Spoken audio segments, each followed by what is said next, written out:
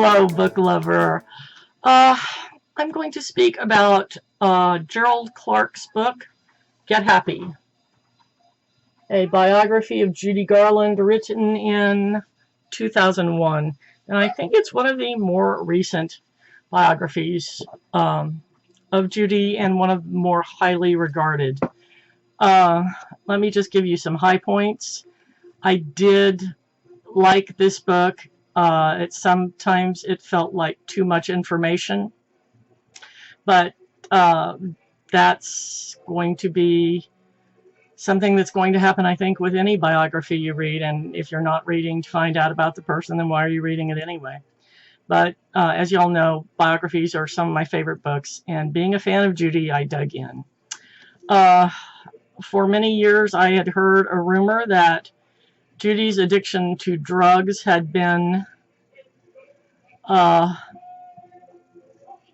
fault of Louis B. Mayer, that he had put her on uppers to help her lose weight, and then she'd be so up she couldn't sleep, so she was put on downers so she could sleep.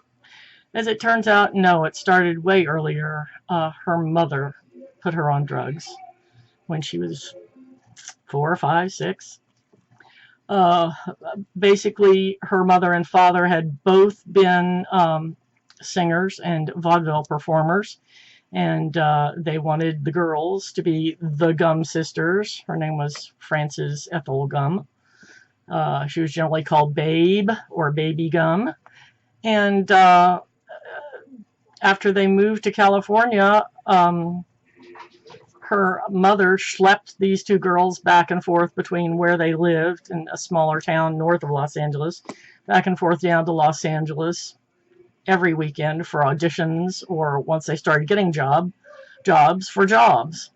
And the baby started growing up and putting on some weight, and so she wanted to get rid of that baby fat and put her on drugs. Anyway, not nice.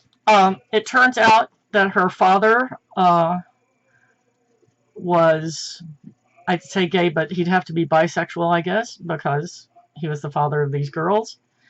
And she loved him very dearly, and he loved her very dearly. And I don't know if that is responsible for the fact that later she did love and marry some gay men. Vincent Minnelli, for example. He'd also have to be bisexual because he's Liza's father. Anyway, that's neither here nor there. She, as it turns out, was probably bipolar because she had very, very high highs, very low lows. Many times she bounced back. Sometimes she gained weight. Sometimes she lost weight. But she, because of her highs and lows and constantly on the phone to people kind of asking for help or to be bailed out, she may have taken advantage of some of her very dear friends, but ultimately it would seem that all of those dear friends loved her so much that they were happy to have known and loved her, and she was an asset and a positive thing in their lives rather than not. In other words, she was kind and lovable and talented and giving enough that they would rather have her in their lives and put up with her than not to have known her at all. So anyway, heaven only knows, she was certainly one of the most talented women. We lost her way too early, and that was due to depression and, probably an accidental overdose. Probably just trying to get a good night's sleep.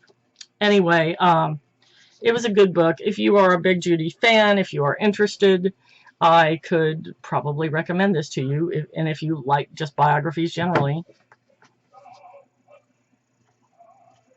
she was something else. Anyway, that's it for this one. Love y'all. Bye.